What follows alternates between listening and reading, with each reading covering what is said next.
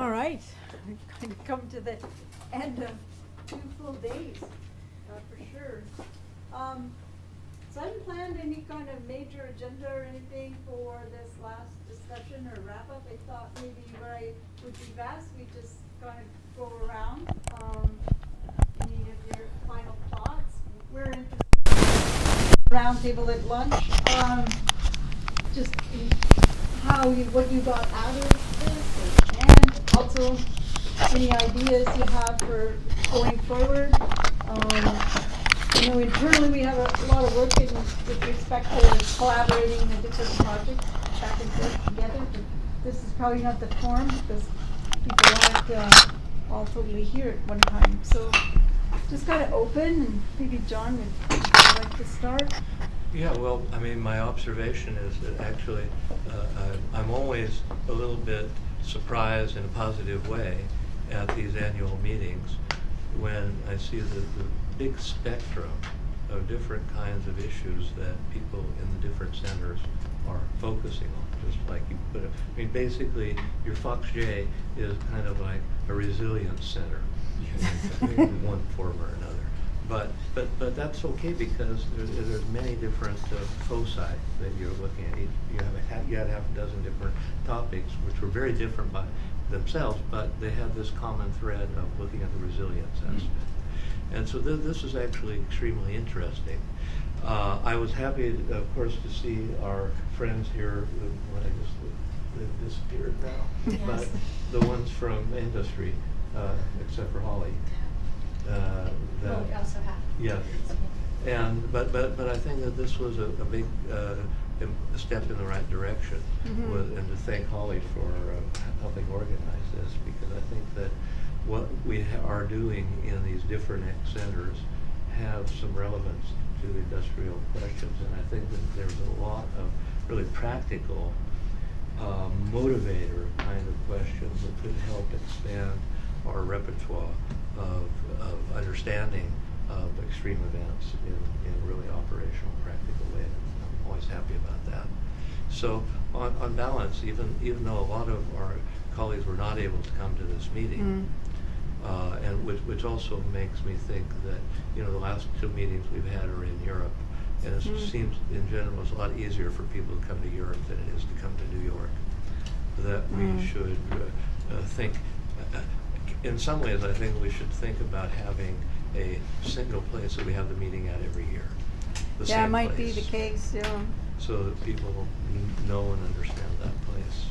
But, and that's just a kind of offhand remark. But yeah, I think that it was, given all the factors at play, it was a pretty good meeting. Better than I expected. So we surprised you, huh? Well, I'm always pessimistic. I know that. Josephine.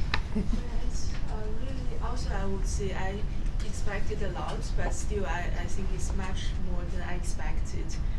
All these really different topics, really different activities, and all this.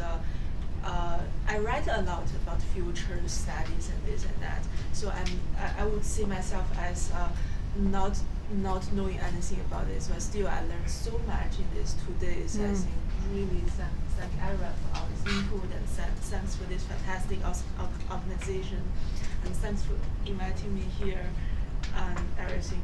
And also I think we were discussing a little bit earlier at lunch. I think you had this point that these industry people have this input as from their practitioner's point of view to for you to look at your knowledge differently. But I think really you have a lot of tremendous kind of value to this industry people actually, and they're really, particularly these years, they're really realizing this huge value that they could get from really trying to anticipate and dealing with changes in X events. So I think you really should kind of in the 60s the trendy thing was the system set, right? I think now it's really the shifting landscape is you're actually now the center of the next topic. I think you should really develop kind of relationship with industries like the Santa Fe Institute did with these industries. Yeah, and I think this is a way to really help these industries, also help you, and this is a good way to finance and good way to to link the academic and practitioners. Mm-hmm. Yeah, and I think like we've been studying these areas maybe in a unique way. We started, well, as Jiro said, about 4 years ago on this resilience, which was anytime you ask, people are like, oh, what is meant by resilience? But now that word seems to have got picked up, and as you see almost these trends, like they just insert the word resilience and we all nod. You know, you often wonder if we all know what we're talking about. So I think, yeah, to Huge really look at demands. it. For example, now we go to a client, doesn't matter city or it's a private developer, they want to build something, it's a building, office building, or it's a huge complex, mixed use, new city district. They want to know, because this thing lasts for years, decades, if not 100 years. They want to know how the future would be like. And we also want to know, so how can we design cities, design things like this? So this knowledge is really, really valuable. Thank you, Justine. I thank you very much also for this, and now I'm intrigued of X events. I think I didn't have a clear picture on this. Now I think I came maybe with topics which I had also worked on a little bit side in OECD, like trust and resilience and these things. But now, for me, it's a different perspective again, and I think that I have learned a lot because of knowledge sharing between academics and our more practitioners' perspective, and also I think that I hope that the issue that we are doing more with forcing is valuable for again for the future to bring maybe different methods, not on research but on how to connect, how to discuss, how to play also, as we tried it yesterday. And I think there is maybe a niche on this, but also a kind of value added on how you can proceed, either in the next conference or next conferences, different variations. So I would be very happy to be part of the next news and everything that comes up. Okay. Thomas. Yeah. Just have to say the same. I've seen a lot of amazing talks. My main takeaways are, first, we see a tremendous advancement in the technology sector, as outlined by Victor, also in the presentations from business people. Then we again have rather negative social mood, and I really wonder, and I'm concerned how these two things will go together, and I would be very concerned if I had not seen some possible solution approaches. And methods to deal with these topics. So, yeah, that's my main takeaway. Thanks for organizing. And do you have thoughts, Thomas, on maybe how we could look at that or combine those maybe the next time a little bit more? Those defined as this technology going exponentially and kind of the mood is going the opposite. This is something probably we need to think about. Yeah, that's what I mean. We need to I have think no about big that answer one. on that. Yes. But it might be a topic for next year. Yes. True. For me, I think I always find these annual meetings very inspiring, especially we are working as consultants, and usually our groups are more working on one specific topic, so we're making deep dives in it, and the groups are not so, let's say, diverse. They are diverse, but not diverse like here. And here it's also always the academic point of view is coming in, so it's really for us like giving us a lot of ideas, and always we are coming back, and sometimes maybe 1 year later or 2 years later there's an idea that we had from this conference and we are implementing it then with our clients, and that's really valuable. And also for me now personally, because I'm also going back to academics, there's also a bridge for me, let's say.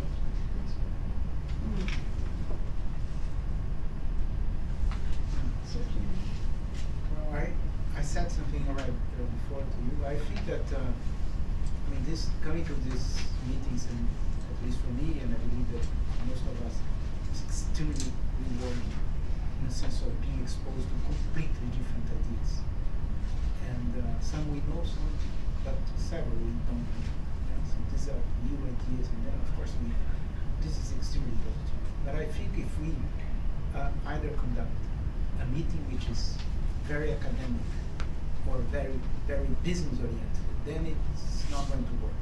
So it has to be like the combination of some academic type of approach and how to apply that in the business community. So this is one of the main points which I personally think that the last meeting I participated was in Prague, and it was very interesting. And also, I think this one was even more interesting than that one in that aspect. This combination, fortunately, because we had some other perspectives as well. If you continue like that, this is one positive thing. The other one is maybe we can have a more interaction, not wait for another year. So we maybe you have this interaction among some of the members, yeah? but maybe a little bit more interaction, yeah, but with other members, or maybe refer to our site. Sometimes as I think Victor pointed out, there are reports there are interesting things which are put there, and they're just free. They just go there and then read it, which is worthwhile, and then the person reads, whether he or she is interested or not. Yeah, this is one point. The other one is there are other things happening in the world, and I noticed that we have no clue of what is going on in Africa here, and this is important. I mean, what we are facing now in Europe is not by chance. Yeah. Somehow, sorry to say, I'm criticizing the European Commission. The European Commission, I think the European Union is a tremendous idea. The European Commission should have perceived, should have known that that thing would happen. I mean, this is, they're there, they have a tremendous amount of staff there working and then making, very good salaries. Yeah. And then you say, what for? To reach that stage? This is very difficult to accept. Yeah. Now, we are seeing another, let's say, flow of immigration coming to Europe from Africa. And then if we more or less work or discuss among ourselves, let's say, some part of the world, and ignore what is going on there, not to do the work that the European Commission or some other institution should do, but to be aware that this might be one X event. Yeah? And so we know more or less that we are close to a critical point. and that's what I think we are missing sometimes in those discussions. And so one of us could take a look at that continent, close to 1 billion people, more than that, and not doing well. Some countries yes, but others not. And then what might we expect then to happen? Of course, the American continent is somehow far away, but the European is not. Yeah? And then this will be, we shall expect something else. Of course, each of us, if one asks, he or she will have a sort of proposed solution, ideas, etc. But I think this might deserve one session of discussion within these groups, yeah, because we are not taking that into account. And this is, in my understanding, I think Thomas is going to speak somehow about this subject tomorrow. Yeah, but this is important for us to take into account. I mean, we have a diversity, group of people here. So those are my observations. But of course, I thank you again for this opportunity to be here. This was an excellent discussion group, and I personally learned a lot as always. Yeah. Thank you for coming. It's a long way. Roger. Well, as I was mentioning to Holly the other night at dinner, I've lived in two worlds. I've lived in entrepreneurial business world, and I live in an academic world. And what I mentioned was that the two worlds really are not the same. the values and the way of thinking, timescales, everything's different in both worlds. So I was very pleased to see both business people and academics in this room at this meeting. Just the interaction that occurred was, you know, it seemed like a strong beginning. I mean, it was a long way from being there, but it was a strong beginning to listen to Cognify this morning and try to map their concerns and their lessons into what we know. To me, was very enlightening. Well, thank you for having us. It was very refreshing having to, aside from going to an office on a daily basis and dealing with the work, etc., just being here and just absorbing different ideas and viewpoints across the board. My takeaways were, just to simplify greatly, I see most of the challenges as resource deployment problems, both on the world view as well as in the industry. And some of the tools are being developed here to look at understanding the turning points, understanding the critical points, the mood, etc. All of these kind of feed into a process that could, in essence, allow us to figure out where to deploy resources that are limited. So in security, obviously, as Modi pointed out this morning, it's all about limited resources that get deployed as efficiently, as effectively as possible. So if you abstract that further out, pretty much any problem that we're facing is, in essence, a resource deployment issue. So some of the tools that I saw, the data analytics, how the guys here at Stevens figured out with respect to the flood, et cetera, how they analyze all the information. I think all those tools are important, and I'm looking to add some of those to my tool bag, so to speak. And the other piece is not just enough to optimize a solution, but it's understanding what the right problem is, right? So the right questions to ask. And I think some of the work that's being done here is addressing the issue. It's good that it's being shared. Helping to sort out what is the real, what problem are they really? Yeah, right, get to the bottom of it, right? As opposed to just thinking the same thing, I'm just trying to optimize this problem and solve it, but it's not the right problem to solve. You really have a different issue there to address, and being able to find that. It's the work that you guys are doing, and it's good that we plugged into it somehow. Okay. Thank you. Holly. I'd like to add on to that. My peers that were here all shared with me what a tremendous opportunity it was to sit in this room with all of you, and it made me look like a rock star, so thank you. I agree with you that at the end of the day, it's understanding the right problem. And quite often when we sit in our workspace and the mission critical folks, they don't see those problems. They just see that operation of what they have to do and function at. So quite often they don't have the life skills and the tools to reach outside of their current position and see their whole ecosystem. To be honest with you, in the applicable world, I don't even think our customers call it an ecosystem. They don't. So I mean, we have a whole different language, and at the consulting level that we're at and what we're doing, it touches definitely where the academic space is, but not enough yet. And so what I encourage everyone in this room is to continue the conversation, because I see valuable opportunities for us to partner outside of this room with leveraging all of you as subject matter experts within parts of that ecosystem to draw out and understand the right problem.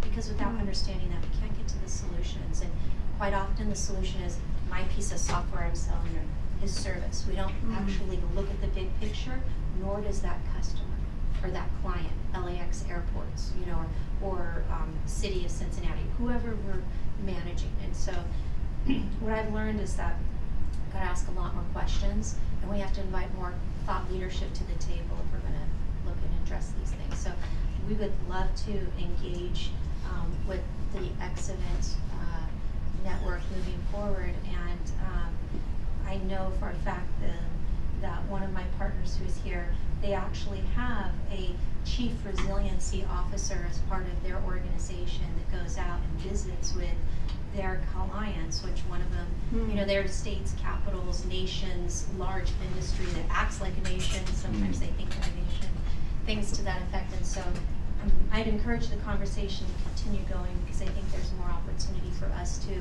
really be impactful in the industry space with leveraging not only your research, but also your thought leadership in those rooms to help those folks understand and draw out that bigger picture. Thank you. Okay. Yeah, and I'd like to thank you for for getting the people here that came, and also, you know, in many ways forced me to kind of organize into one 8.5 by 11 page about who we are, so that enough to have you the tools to attract people here. So again, and you know, we've been suspecting and wanting that we have how to integrate. So I'm glad to hear the comments that it worked well for the others too. So thank you. Yeah, for me it was the first time that I got in touch with X events or thinking of X events. So it was amazing to see how well the academic approach, but also the practical hands-on approach can work together and create something. And yeah, especially like when we saw the theoretical framework behind the X events, I'm still thinking how it could be possible to create kind of an artificial trigger, or maybe also using the technology to, yeah, get a proactive, positive X event that it has like a bigger influence than like other X events that are negative. And I don't know, maybe it's kind of dystopian as well, but yeah, it's a thing or a thought that I take into the airplane, where I have to reflect on the whole event, because it was such, there were so many thoughts and interesting approaches. And, it was really, really thankful. When you mentioned that, it just gave me an idea of something that I sit in often that I think this room would be intrigued by. In a lot of government spaces that I sit with in different groups, specifically with DHS, we do red hat exercises where we actually sit in a room and all the 3-letter agencies come in, and we get the hospital there and the local fire, etc. And we go through that process of how you communicate, and you know, everyone has a different color vest they wear, and that. So at some point, if I have a next one coming up, I'm not sure if anyone would like to be part of that, but it might give you a further concept of how that interoperability happens within a citywide government infrastructure of something like that. Yeah, that's intriguing. Adrian. Thank you. I think I can just join many of the boxes of saying thank you, thank you, thank you. I mean, it's, I think getting the mix of people in the room is really good. I'd actually like more government, you know, 1 or 2 government folks in here as well.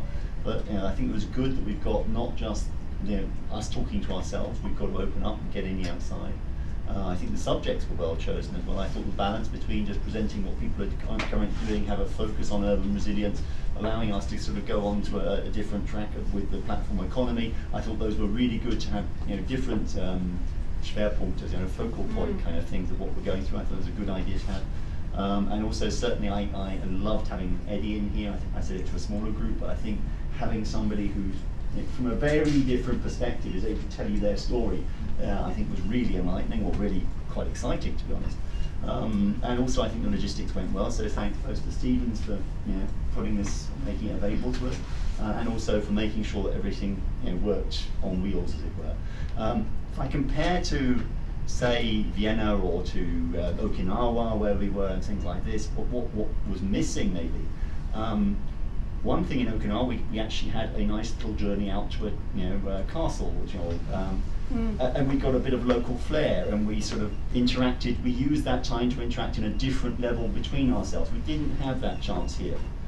We had the dinner, which was very good, by the way, but you know, we're next to New York, and we're watching New York, but we're not really In New York. somehow. And I wonder if Yeah. one couldn't have used that somehow. And to sort of bounce off John Cassidy's point, I think, John, you're right. If all we're going to do is go and sit in a room, we can sit in a room in Vienna or wherever it is all the time. If we're going to do it the other way, which I would plead for, it was then because you then have to have some of the local colour. That means going and seeing it. It also means the Rockefeller Foundation is funding 100 people for 100 chief resilience officers. I Why aren't know. they here? The UN has got UN Habitat across there. It would have been good to have them here. So we have to use the advantage of where we're going to for a particular dimension maybe, and bring in the equivalent of Eddie in whatever that particular... What do you think the threshold is in terms of the time? Like adding one more day would be... So let me say something about Sure. that, because we were concerned about the cost just because of how expensive New York is. So we were really concerned, and that's why we thought, well, maybe 1.5 days is okay. And maybe we needed a little bit more to have those experiences. Like today, it would be a good ending to the meeting. And the second thing is, sometimes our network is not extensive enough to reach to the UN. So over there, I think that the X network that we have, and all of us being part of it, maybe if you have access to UN people, and if some of us have access to the Rockefeller Foundation, then that makes sense, right? So, but sometimes during the development of the meeting per se, it becomes very localized because it's a lot of trying to get together the whole day. Even today, I apologize because I had to be in and out because I had proposal due and papers due, so I wasn't as involved today. But that issue of days and people, that's something that we might think about going forward, right? So the conference is always going to be 2 days, okay.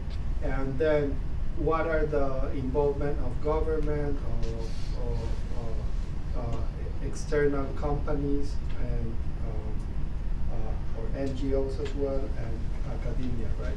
And who in the network can help us complement the people that are here.